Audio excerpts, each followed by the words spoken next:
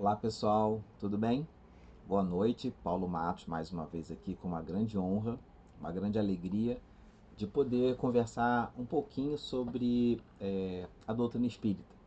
Essa doutrina tão esclarecedora, tão reveladora, que consola tanto os nossos corações, nas nossas ansiedades, nas nossas necessidades, naquilo que nós buscamos.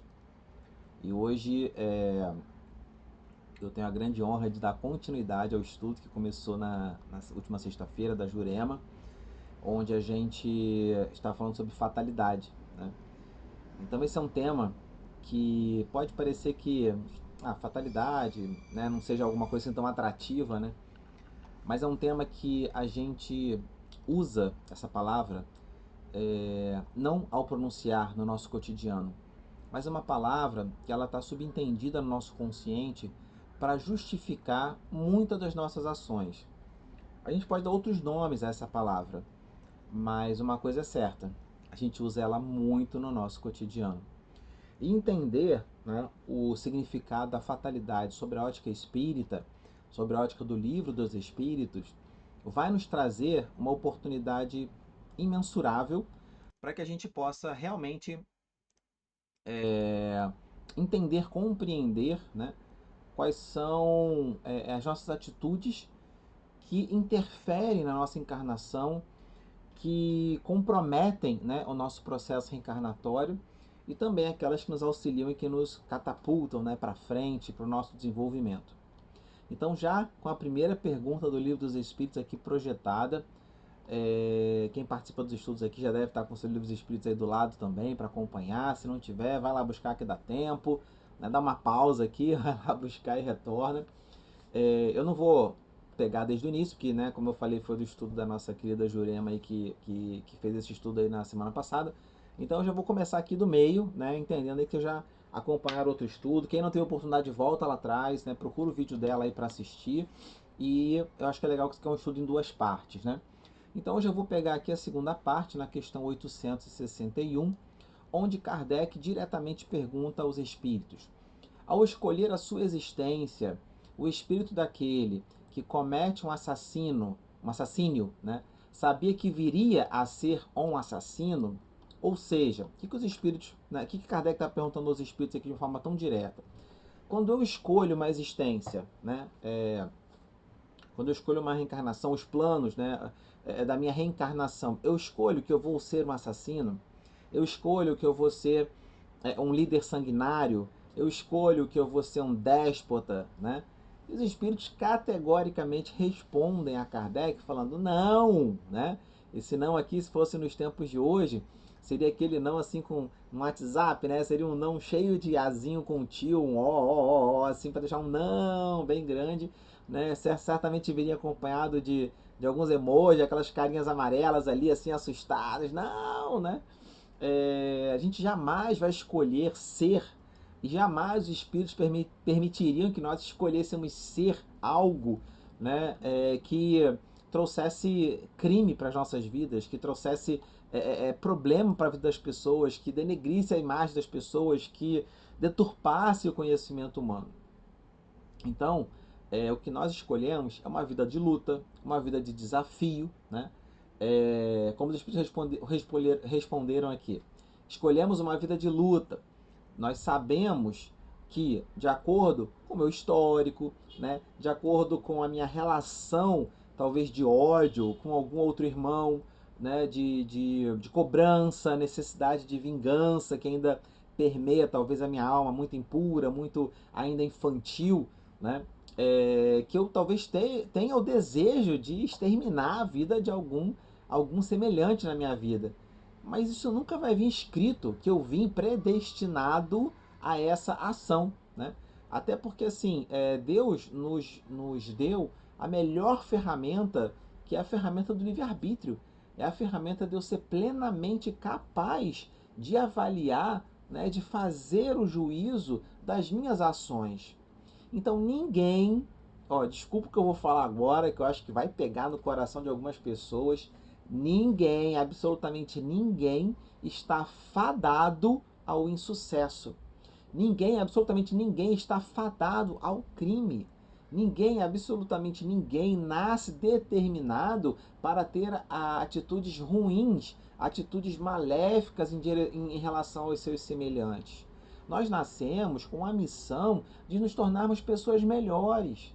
Então, apesar de algumas pessoas nascerem no meio violento, apesar de algumas pessoas serem estimuladas à violência, apesar de algumas pessoas nutrirem ódio, raiva por algum seu semelhante, apesar disso tudo, nós temos sim dentro de nós o embrião de Deus. Fomos criados à imagem e semelhança da inteligência suprema, da causa primária de todas as coisas. Daquele que a gente fala que Deus é plenamente amor e bondade, porque a gente não tem palavra melhor para usar. Imagina eu falar que Deus é todo amor. Eu não tenho palavra melhor para utilizar, porque quando eu falo que Deus é todo amor, talvez eu esteja reduzindo Deus, né, ao entendimento do que eu tenho de amor. E Deus é muito além do que isso tudo. Deus sempre existiu. Deus criou leis perfeitas no universo, né, para que nós, dentro dessas leis, tivéssemos a chance de progredir, crescer e nos tornarmos espíritos puros. Então jamais estaria dentro dessas leis que um espírito atentaria contra a vida, né, física, material de um irmão semelhante. Jamais. É tudo fruto da nossa escolha.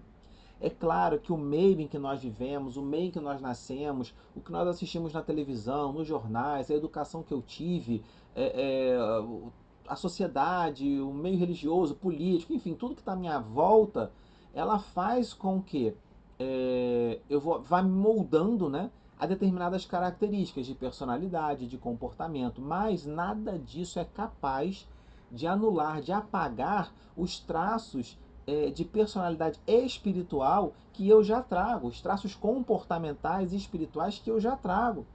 Então, toda a minha vida pretérita, toda a minha vida passada, né, ao longo das encarnações, ela forma quem eu sou. E tudo que eu faço na minha vida hoje, tudo, absolutamente tudo que eu faço na minha vida hoje, é fruto única e exclusivamente das minhas escolhas. É claro que vou fazer um parênteses aqui.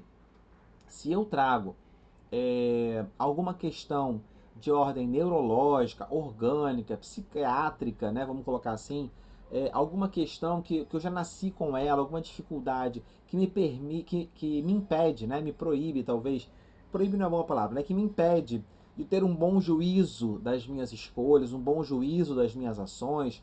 Quando eu falo juízo, eu falo esse julgamento, né, que me impede de fazer uso pleno do meu livre-arbítrio, por exemplo. Eu fiz essa escolha justamente para que eu dependesse de outras pessoas nesse meu juízo. E certamente eu vou embarcar, né, numa família, ou numa instituição, numa organização, enfim, eu vou reencarnar com provas escolhidas especialmente para que eu possa depurar o meu espírito, para que eu possa enfrentar esses desafios, o desafio dessa missão, né? Missão não é uma boa palavra, mas o desafio desse conjunto, né, que foi planejado, o conjunto de ações que foram planejadas na minha reencarnação, justamente para que eu tenha a chance de progredir, de evoluir, de melhorar. Então, se eu tenho dificuldades de fazer o juízo, né, de boas escolhas, é, essa dificuldade sendo orgânica, né, certamente vão ter pessoas à minha volta que de alguma maneira vão cuidar de mim, vão me amparar, vão me auxiliar nessas escolhas, né? Agora, se eu não tenho esse impedimento, né, se eu gozo de plena liberdade para fazer uso do meu livre-arbítrio, do meu livre julgamento das minhas ações, eu serei plenamente responsável por todas as ações que eu tiver. Isso traz para a gente uma consequência muito grande de reflexão sobre as ações que nós fazemos, sobre a responsabilidade que nós temos sobre aquilo que nós fazemos, sobre as escolhas, né, sobre as ações, sobre o que nós falamos, sobre o que nós demonstramos, sobre o tipo de exemplo que nós nos tornamos referência para as pessoas, sobre o tipo de legado que nós deixaremos sobre a nossa família, né? Sobre a relação com nossos pais, amigos, entes queridos, sobre o que nós contribuímos e doamos à doutrina espírita para que ela possa se propagar, possa se divulgar a mais espíritos, a mais pessoas, né, levando essa palavra consoladora aos quatro cantos do mundo. E sobre isso sim nós seremos plenamente responsáveis. Então, voltando aqui para a pergunta, né, que Kardec fez, os espíritos responderam, os espíritos colocaram aqui, ó, de forma bem direta, né? Visto que ao crime precederá quase sempre de sua parte a deliberação de praticá-lo, ou seja, quase sempre nós teremos a chance, né, de escolher se eu vou ou não praticar aquele crime, ok?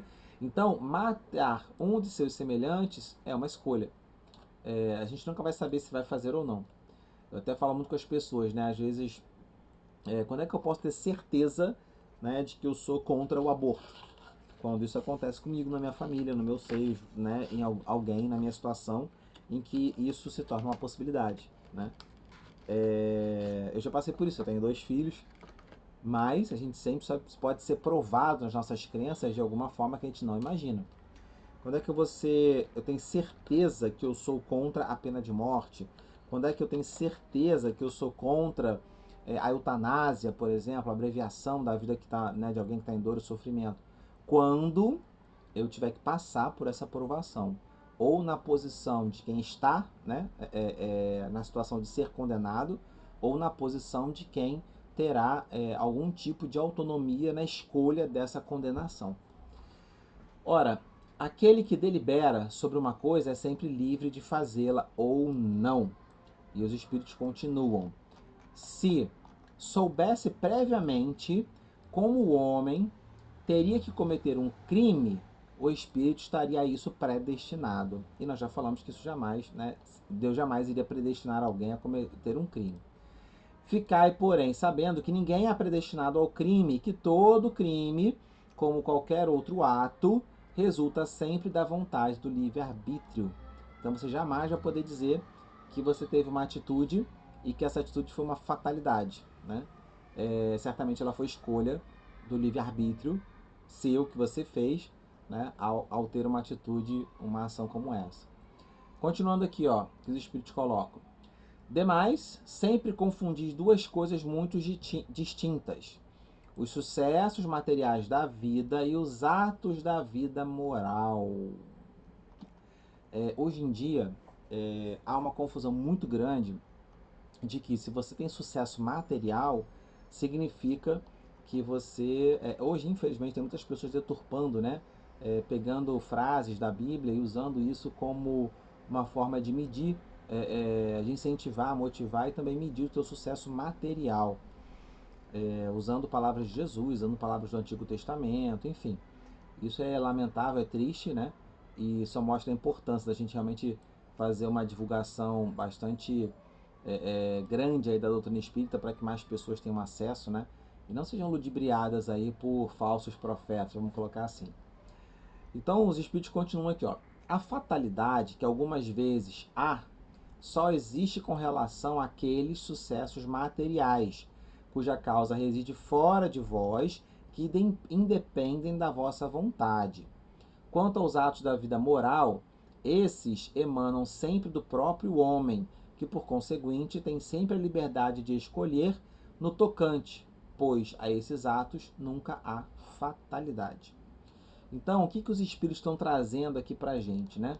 Eles estão colocando que alguns itens de sucesso material eles podem sim ser uma fatalidade, né? Tanto de sucesso quanto de insucesso, por conta do nosso nascimento, por conta de uma oportunidade ocorrida na nossa vida material. Por exemplo, nasci herdeiro de uma pessoa muito rica, ou nasci numa família com uma dificuldade muito grande material, né? Uma situação de risco social. Essas duas coisas, elas podem ser interpretadas como uma fatalidade, porque na visão da matéria não foram escolhas minhas, mas podem ter sido plenamente planejadas no plano espiritual para que aquilo acontecesse. Então a gente começa a entender aqui que tem coisas que foram planejadas e pré-determinadas a acontecer por uma necessidade evolutiva do reencarnante, daquele espírito que reencarnou. Agora, aquilo que é fruto das minhas ações ou das ações de outras pessoas, nada mais é do que livre-arbítrio dessas pessoas ao escolherem ter aquela atitude, aquela ação. Quando nós vemos alguém falando assim, eu fui obrigado a ter uma determinada ação. Não, não foi obrigado. Naquele momento, você analisou os fatos e fez a escolha achando que aquela ação seria melhor. Vou pegar, já que a gente falou aqui da primeira questão relacionada a crime, né? Digamos que você está vendo um sequestro, alguém da sua família, você se vê num momento de tensão, de desespero, aqui você escolhe o quê? Você pode escolher reagir, você pode escolher não reagir, você pode escolher atentar contra a vida, né, do malfeitor, você pode escolher se colocar no lugar da vítima para que, caso haja um atentado contra a vida, você sofra o atentado e não a pessoa que está naquela situação, que foi apanhada naquela situação. Tudo isso é escolha do nosso livre-arbítrio. Tudo isso. E como os espíritos falam numa outra questão que agora não me recordo, ele coloca que assim, nós sempre seremos julgados e avaliados pela força das nossas intenções. Então, eu posso ter muito boa intenção em fazer algo, mas se por trás a minha ação for negativa, eu vou ser responsabilizado pela ação negativa, não pela minha intenção. Agora, se a minha avaliação da situação, do cenário, ela usou elementos, usou informações que me remetem a uma ação negativa com uma intenção positiva, isso pode mudar todo o meu cenário. Então, muitas vezes, a gente precisa buscar o autoconhecimento para entender se o que me move são o que move as minhas intenções é uma realidade positiva ou negativa, né? E não simplesmente olhar para aquilo que eu estou vendo e fazer um julgamento de algo que talvez não seja claro para mim, porque eu não consigo avaliar todos os fatos, todas as informações que estão envolvidas naquele processo, né? Vamos aqui para a próxima pergunta. 862, vou mostrar a resposta por enquanto não. Você está com o livro dos Espíritos, você já vai saber, né? Pessoas existem que nunca lograram bom êxito em coisa alguma, parece que nada dá certo, né? Que parecem perseguidas por um mau gênio em todos os seus empreendimentos, né? Em tudo aquilo que ela tenta fazer. Não se pode chamar isso a uma fatalidade? Será que não é uma fatalidade o fato de não dar certo, nada do que eu faço dá certo? Tem muita gente que fala isso, né? Nada do que eu faço dá certo, nada do que eu faço funciona, nenhum dos meus relacionamentos tá bom, parece que eu tenho dedo podre para escolher as pessoas, né? Tem muita gente que fala isso. Será que isso é uma fatalidade? O que os espíritos respondem? Será uma fatalidade se quiser dar esse nome, né? Mas decorre do gênero da existência escolhida. Mas não acaba que não, né? Mas vamos só pensar sobre isso. Você pode até chamar de fatalidade, mais ou menos o que eu falei antes, né? Você pode até chamar de fatalidade, se você quiser dar esse nome, mas ela é decorrência do gênero da existência que você escolheu. Então, por exemplo, você pode ter nascido em uma família muito rica, muito pobre, você pode ter nascido com alguma dificuldade, né, orgânica, que te limite as opções. Isso pode se chamar de fatalidade se você quiser, mas na verdade decorre da escolha da sua existência. É que essas pessoas quiseram ser provadas por uma vida de decepções a fim de exercitarem a paciência e a resignação. Então, se você está numa vida que você acha que tem muitas decepções, está na hora de você aprender com elas. E entender que se eu tenho decepções na minha vida, é porque eu preciso exercitar a minha paciência e a minha resignação. Até porque, quando você desenvolver um pouco mais de compreensão acerca do que é ser paciente, quando você conseguir ter mais momentos de paciência, quando você desenvolver um pouco mais o seu entendimento sobre o que é ter resignação, você vai compreender, você vai entender e talvez aquilo que você chama de decepção mude de nome, né? Pare de ser uma decepção e passe a ser um exercício, né? Uma oportunidade de crescimento. Então, não acredite, né, que seja absoluta uma determinada fatalidade, né, que você está fadado àquilo. Até porque muitas vezes a gente acaba não usando em plenitude a nossa inteligência, a nossa aptidão, né, o que acaba nos impedindo de dar continuidade ao nosso progresso. Então, muitas vezes, pode parecer mais difícil para mim, para que eu possa exercitar a paciência, para que eu possa exercitar a resignação e para que eu também possa exercitar a força de vontade, a boa vontade, sabe? Eu vou pegar, vou fazer, porque eu acredito que isso vai ser bom para mim, para minha família, para as pessoas à minha volta, para os meus irmãos, né? Então, às vezes, falta um pouco disso. Às vezes, eu me acomodo numa situação ruim e quero atribuir aquilo a Deus, quero atribuir aquilo a uma fatalidade, né? Mas não, depende do meu esforço, depende da minha garra, da minha vontade de crescer, de desenvolver, né? De ir além das possibilidades que me são apresentadas. Aqui também os Espíritos falam outra coisa também bem interessante, né? Ó, quase sempre obteria o homem um bom êxito se só tentasse o que estivesse em relação com as suas faculdades. Ou seja, mais uma vez o autoconhecimento aqui é muito importante, né? Se eu tento, né, ter bom êxito com aquilo que depende das minhas faculdades, que eu tenho habilidades, quase sempre eu vou ter bom êxito, porque é o que está no meu planejamento reencarnatório. Agora, a ganância, né? A usura, o egoísmo, às vezes me faz querer ter coisas que vão muito além das minhas possibilidades, do meu merecimento, da minha necessidade, dos meus talentos, e eu vou fazendo um acúmulo de frustrações, frustrações, frustrações, frustrações. Isso traz desânimo, consome a minha energia, drena a minha boa vontade, e isso inevitavelmente vai me colocar num caminho, né, de desgraça, num caminho de depressão, num caminho de, de, de me sentir com de baixa autoestima, né? De me sentir menor, de me sentir incompetente. Então a gente precisa estar atento, né, aos desafios que a vida traz para nós e entender aquilo que realmente eu entendo que eu devo fazer, né? Que esteja no meu caminho ali. O que o perde, né, é amor próprio, ambição, né, que a gente acabou de falar, que acaba me desviando do caminho, da senda, né, onde eu deveria seguir e onde estaria a minha vocação. E muitas vezes o que me desvia dessa vocação, me trazendo essa sensação de frustração, é a necessidade de satisfazer as minhas paixões, né? E aí vem a culpa, o fracasso, né? Agora, se o orgulho está alto, eu posso não me culpar. Eu posso achar que não tem nada a ver com isso. Eu posso dizer que é a estrela, né? Que a maneira como os planetas estão não favorece ao meu desenvolvimento. Eu posso falar que o meu a data de nascimento, né, o perfil ali dos meus pais e avós influenciaram na maneira como eu penso, ajo, minhas características de personalidade. Gente, nós somos um espírito, né? Nós temos a nossa personalidade, temos a nossa vivência. Não importa o dia, a hora, o momento, as pessoas que estão à minha volta, importa as minhas escolhas. É claro que tudo isso que está à minha volta foi uma escolha minha, porque aquilo de certa forma iria me favorecer.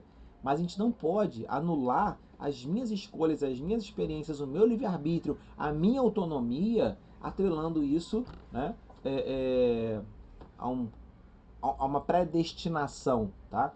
Tomar muito cuidado com isso. Vamos lá. Aqui ele até dá um exemplo, né? Por exemplo, um bom operário que ganharia honestamente a sua vida mete-se a ser um mau poeta e morre de fome. Isso tem a ver com orgulho e com vaidade, né? Às vezes eu posso ter sido um artista, por exemplo, muito famoso na vida passada, e o orgulho me fez desviar do caminho. Nessa vida eu escolho uma vida, né, de mais privações e simplicidade, mas o meu orgulho fala mais alto. Eu não quero ter aquela vida, né, mais simples, e acaba que eu nunca consigo me desenvolver numa vida que me levaria talvez a mais ganhos financeiros. Por quê? Orgulho. Então eu preciso trabalhar meu orgulho, ok? Os costumes sociais não obrigam muitas vezes o homem a enveredar por um caminho de preferência, né, a outro. Não se acha ele submetido à direção da opinião geral quanto à escolha das suas ocupações, né? O que se chama respeito humano não constitui óbice ao exercício do livre-arbítrio? Ou seja, Kardec fez várias perguntas aqui, mas na essência, o que está escrito? Se eu estou nascendo num grupo social, será que eu não sou obrigado a viver como esse grupo social vive? Né? Será que eu não estou submetido a isso? E Kardec é muito claro, Kardec não, desculpa, os espíritos, logo no início da resposta. São os homens e não Deus quem faz os costumes sociais. Se eles a isso submetem, é porque lhes convém. Tal submissão, portanto, representa um ato de livre-arbítrio. Mais uma vez, os espíritos nos provocam dizendo que, se eu submeto-me a uma regra social que é danosa ao convívio daquele núcleo social, é porque eu pedi para nascer ali, eu pedi para passar por aquela prova, eu pedi para passar por aquela expiação, depende da situação. E cabe a mim, ao uso do meu livre-arbítrio, entender e compreender a que regras eu quero me submeter, que regras eu posso questionar e assumir total responsabilidade pela consequência das escolhas que porventura eu tenha feito. Ok? Não vou ler a resposta toda, que ela é um pouco longa, mas ela vai abrindo e detalhando um pouco mais, né, do que a gente já colocou em algum momento aqui. 864. Assim como há pessoas a quem a sorte é tudo contrária, em tudo é contrária, outras parecem favorecidas, pois que tudo lhes sai bem. A que atribui isso? Já falamos sobre isso, né? Pessoas que parecem ter bastante sucesso na sua vida e outras nem tanto. Então, o que os espíritos colocam? De ordinário, ou seja, de normal, é que essas pessoas sabem conduzir-se melhor nas suas empresas. Simples assim. A pessoa tem um talento, tem uma aptidão, né, e ela consegue desenvolver melhor o talento naquilo que ela propôs. Tem a ver com a pergunta anterior. Se eu busco um pouquinho de autoconhecimento, identifico onde eu realmente sou bom, invisto naquilo, certamente eu vou usufruir de algum tipo de sucesso, ao ferir algum tipo de sucesso naquilo a que eu me propus, né? Mas pode ser também um gênero de prova, por exemplo, como está aqui. Algumas facilidades podem aparecer na minha vida justamente para provar, né, o quanto eu consigo me dedicar ou fazer aquilo a que estou me propondo. E às vezes o bom êxito, né, nos embriaga e muitas vezes a gente acaba mais tarde sofrendo as consequências de um eventual bom êxito, né, principalmente no uso desse recurso que foi me dado, né, como consequência ali das minhas ações, das minhas atitudes, ou por uma fatalidade, né, que nada mais seria do que um planejamento reencarnatório para que eu tivesse aqueles recursos. Bom, na 865, como se explica que a boa sorte favoreça algumas pessoas em circunstâncias com as quais nada tem que ver a vontade dela, nem a inteligência no jogo, por exemplo, né? Aqui eu tinha dado um exemplo, né, de nascer numa família com herança, enfim. Aqui ele está dando o exemplo da pessoa que ela tá no jogo, né? Jogou um dado ali, ou seja, não depende do talento dela, depende da sorte, da combinação de números, e ela ganha uma soma de recursos, né? Jogar numa loteria, fazer uma aposta com alguma coisa que eu não tenho força para interferir no fato final. Depende realmente de uma coisa, uma escolha caótica ali, né? Os espíritos são muito claros também com relação a isso. Alguns espíritos han escolhido previamente certas espécies de prazer, ok? O que significa isso? Eu escolhi previamente uma espécie de prazer. Para quê? A fortuna que os favorece é uma tentação. Aquele que, como homem, ganha, perde como espírito. É uma prova para o seu orgulho e para a sua cupidez. Ou seja, eu escolho estar num ambiente onde eu serei levado a uma determinada forma de prazer e nessa forma de prazer eu então serei provado, né, dentro do meu orgulho, dentro da minha vaidade. Eu posso, por exemplo, nessa encarnação, falar o seguinte: o que tem? Beber um pouquinho. Eu não sei se isso vai ser um problema para mim. Eu não sei se o meu espírito já traz, né, intimamente o desejo, por exemplo, pelo consumo do álcool. Um vício passado, um vício psicológico nisso. Então, eu não quero, não bebo, não gosto de beber. Eu não gosto do amargo, eu não bebo. É muito raro assim eu beber alguma coisa, mas eu não bebo. Eu não sento num lugar para beber uma bebida alcoólica, eu não tenho bebida alcoólica em casa, não bebo.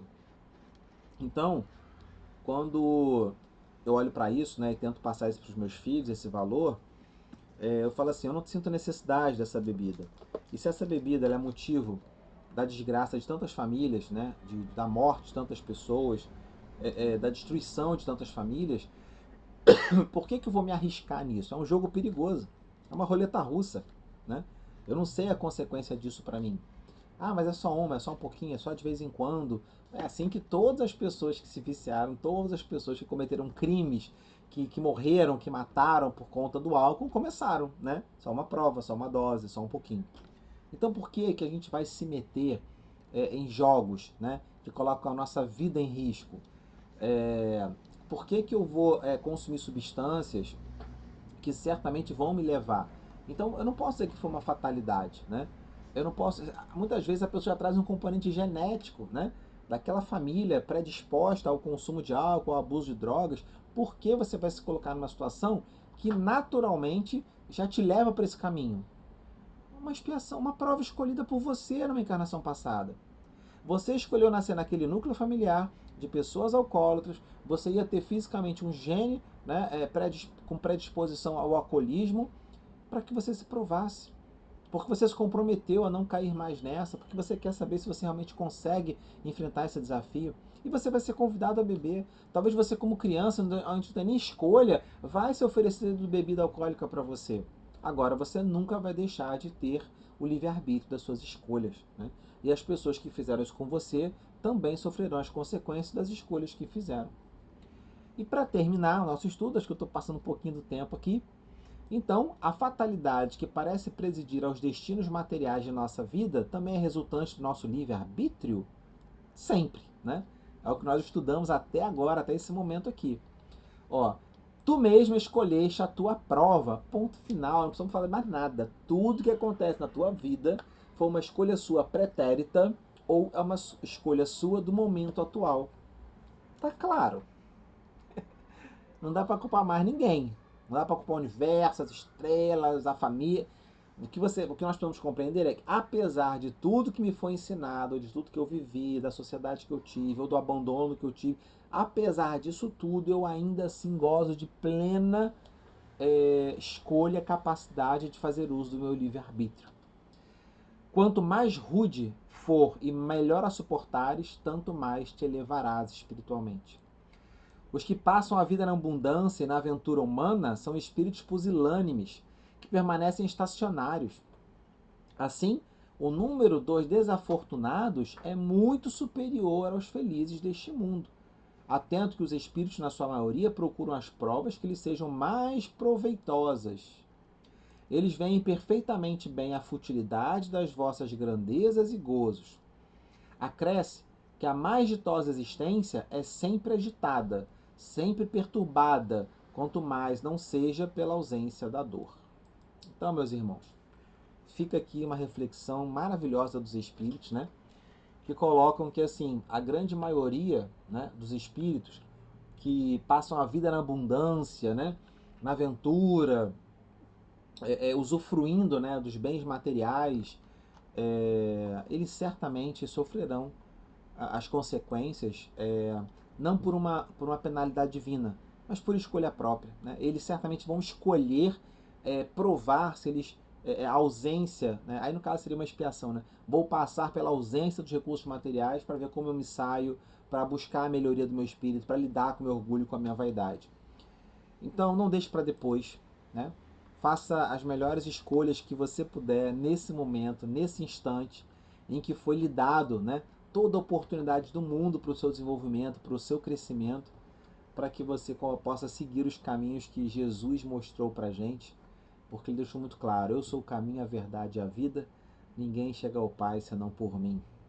Então que Jesus possa estar em todos os nossos corações nesse momento, nos abençoando, nos acolhendo, frutificando dentro de nós o verdadeiro amor. Muita paz para todos, fiquem com Deus. Até a próxima. Tchau, tchau.